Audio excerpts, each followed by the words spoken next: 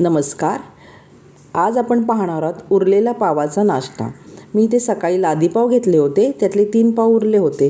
ते काही मी फेकले नाही, त्याचा मी संध्याकाळी नाश्ता तयार केला. भूक लागली म्हणून मी त्याचा नाश्ता बनवला आहे. बघा, तुम्ही असा फेकू नका पाव तो. त्याच्यासाठी मी पाव कापून घेतलेले आहेत, पावाचे असे तुकडे करून घेतलेले आहेत. फोडणीसाठी तेल, हिरवी मिरची, कांदा, टमॅटो हे टाकलेलं आहे आणि छान असं परतून घ्यायचं आहे आपल्याला. खायला नाश्ता खूप छान लागतो. पाव फेकू नका.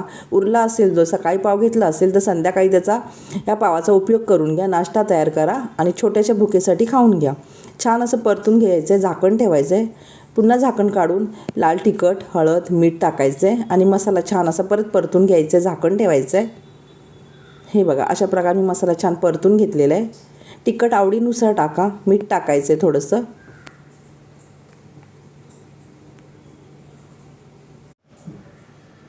छान असा मसाला परतून झाला की मी पावभाजी मसाला इथे टाकलेला आहे. आवडीनुसार तुम्ही पावभाजी मसाला टाका. पावभाजी मसाला टाकला की मसाला पूर्ण परतून घ्यायचा आहे. ही रेसिपी झटपट होते, लगेचच होते, काही वेळ लागत नाही.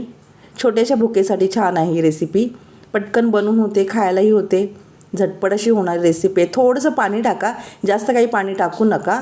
जास्त पाणी टाकलं तर पावाचा लगदा होऊन जाईल. पावाला लागेल असंच पाणी टाका आणि पाव मी टाकलेले आहेत आणि परतून घ्यायचं छान असं. पुन्हा झाकण ठेवायचं आहे.